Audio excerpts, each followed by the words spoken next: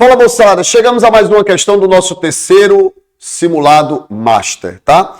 Essa questão foi a questão de número 98, tá na tela, a questão número 98. Ele diz assim, ó: os mapas mostram os hotspots de riqueza. Hotspots são pontos quentes, tá? Pontos quentes. Os mapas mostram os hotspots de riqueza de todas as espécies de répteis. Então, é a distribuição geográfica de répteis em todas as regiões aí do planeta, tá? Mas para falar um pouquinho sobre isso, gostaria de convidar vocês para entender comigo o seguinte, ó. Quando a gente fala sobre metabolismo, a gente pode classificar os animais em endotérmicos, ó, endotérmicos, ou você pode classificá-los em ectotérmico, tá? Mas, Lázaro, quando é que eu chamo um animal, tá, de endotérmico? Essa palavra endo quer dizer dentro. Então, você vai definir a endotermia, ó, quando o calor necessário para a manutenção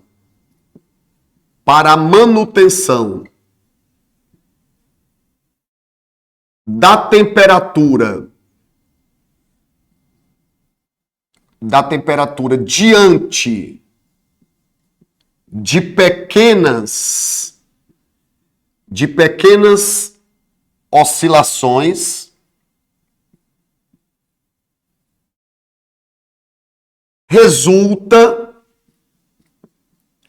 do próprio metabolismo do animal. Professor, você pode repetir? Posso.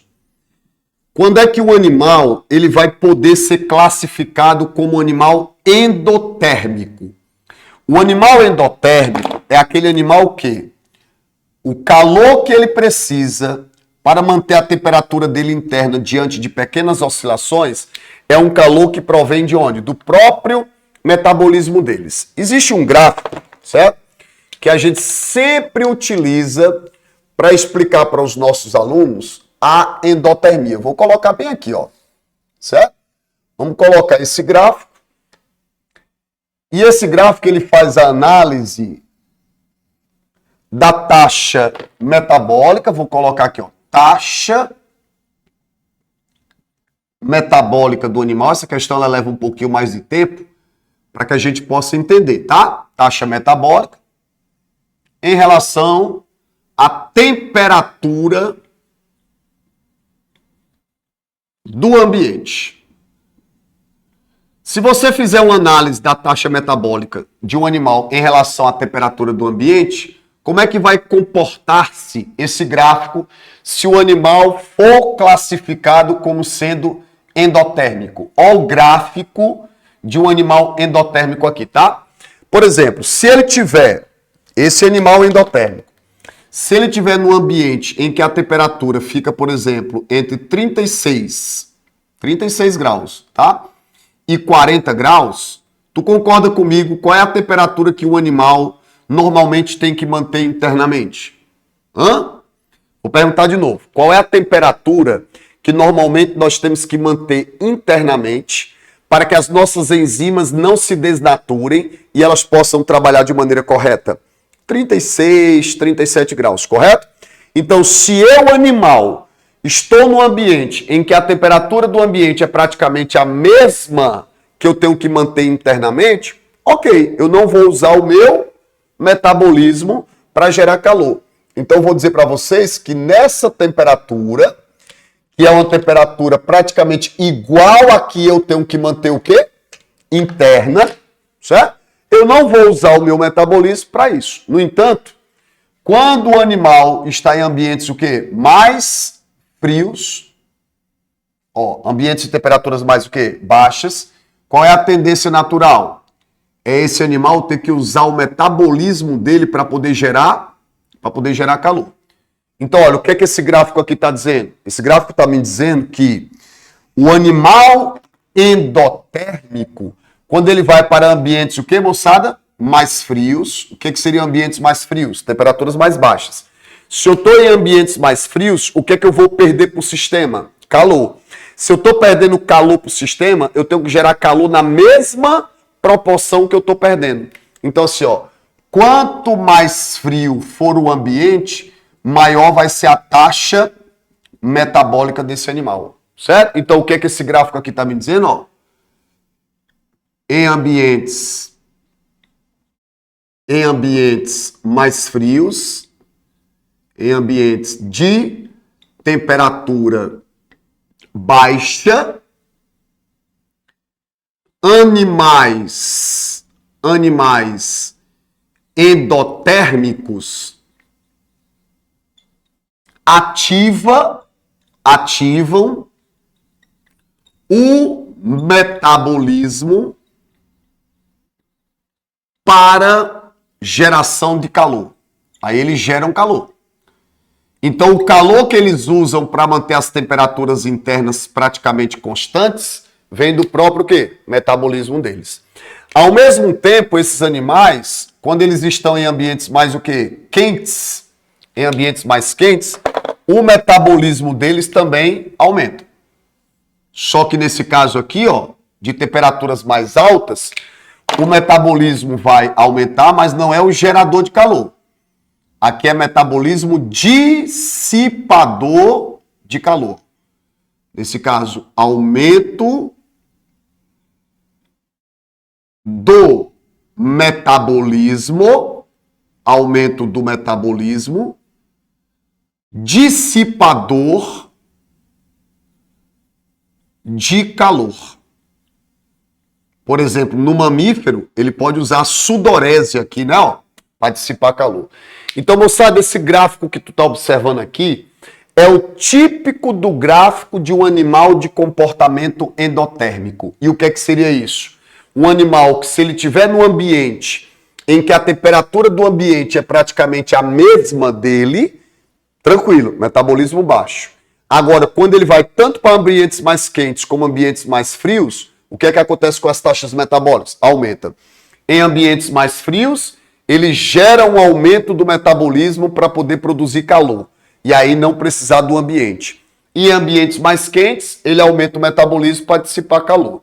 Quais são os dois grupos de animais vertebrados que eu posso classificar como sendo endotérmicos? Aqui nós só encontraremos as aves e os mamíferos. Aves e mamíferos apresentam exatamente esse comportamento aqui, ó, endotermia. Ô, professor, qual é a explicação fisiológica do porquê que ave e mamífero têm esse tipo de comportamento? Sistema cardiovascular. Esses animais aqui, ó, eles têm um coração tetracavitário. E qual é uma das grandes vantagens do coração tetracavitário? É um coração que apresenta a capacidade de ter uma circulação. Como é que é a circulação desse coração tetracavitário?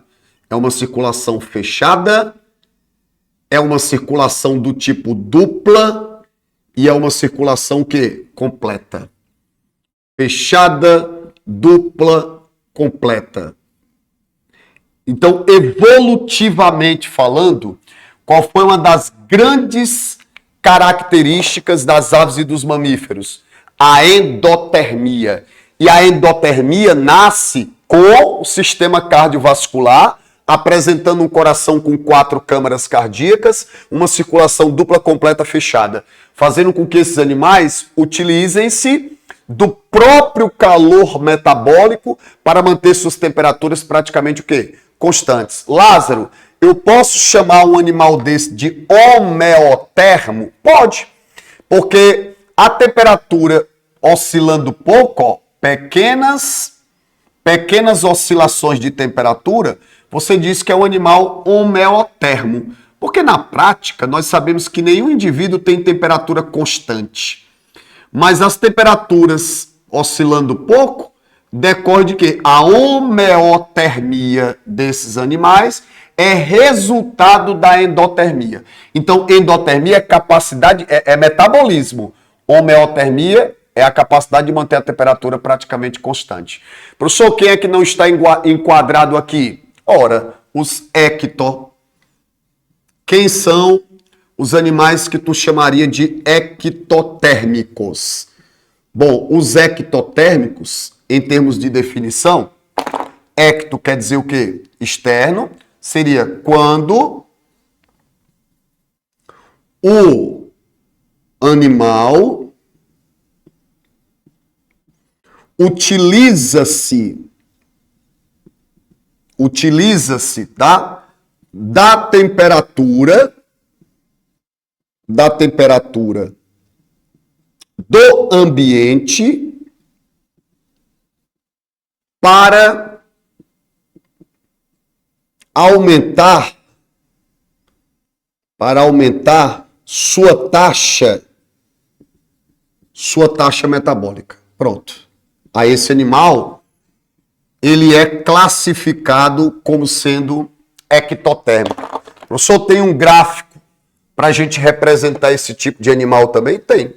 O gráfico da ectotermia, vamos colocar aqui para ficar, né, organizado para vocês, e aí depois vocês fazem as anotações, guardam isso, porque isso aqui é muito importante do ponto de vista biológico, fisiológico, evolutivo, ecológico, certo?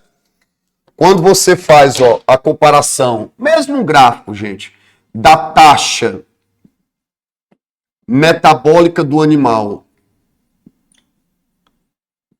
em relação à temperatura do ambiente, como é que fica o comportamento de um animal ectotérmico. Aí, nesse caso, o gráfico da ectotermia, ela tem a seguinte ideia, ó. Você pode colocar em forma de parábolazinha assim, ó. O que é que você está dizendo aqui? À medida que a temperatura do ambiente vai aumentando, ó, vai aumentando a temperatura do ambiente, o que é que vai acontecendo com a taxa metabólica? Vai aumentando. Então, esse seria o gráfico da ectotermia, tá? Os endotérmicos são muito bem representados por esse gráfico lá, e os ectotérmicos seriam representados por este gráfico aqui, onde a curva mostra que o aumento da temperatura do ambiente interfere diretamente na taxa metabólica. Quem eu posso colocar aqui? Ó, a gente pode colocar aqui de um modo geral peixes. Claro que nem todas as espécies, tá? Mas peixes, anfíbios e répteis. Então, neste caso, esse comportamento metabólico, certo? Esse comportamento metabólico por isso que esses animais oscilam mais as temperaturas corporais. Aí essa oscilação da temperatura do corpo, a gente chama de quê? Pecilotérmia, ó. O animal é chamado de pecilotérmico porque a temperatura corporal dele sofre maiores variações. E ele é chamado de ectotérmico porque o calor do ambiente interfere no metabolismo dele. Então isso aqui é comportamento metabólico, isso aqui é comportamento de classificação quanto à temperatura. Claro que uma coisa está diretamente relacionada à outra, só não é a mesma coisa. E em termos de vertebratas, quem eu enquadro dentro da ectotermia? Né? Os peixes, anfíbios e répteis. E dentro da endotermia, as aves e os mamíferos, tá? Como a questão de número 98, ela fala sobre répteis, você indica que réptil é um animal ectotérmico. Então, com base nisso, o padrão da distribuição dessas áreas se deve principalmente a que recurso? Qual é o recurso que explica o porquê que os répteis estão muito mais concentrados em determinadas áreas do globo terrestre? Temperatura. É um tipo de animal que ele precisa mais da temperatura. Se você pegar ave e mamífero, são animais que, em termos de distribuição geográfica, eles conseguem ocupar territorialmente de maneira mais ampla. Ele conseguiu ter uma irradiação adaptativa maior. Por que ave e mamífero irradiou-se adaptativamente de maneira muito mais eficaz? Um dos fatores que contribuiu para isso, a endotermia, que é uma característica, inclusive, que você sabe que aproxima evolutivamente as aves dos mamíferos. Então, a questão de número 98, o gabarito dela é o item D, certo? E você viu aqui através dessa explicação, isso aqui é muito bom você guardar com muito carinho para você, beleza? Tá resolvido aí a questão número 98.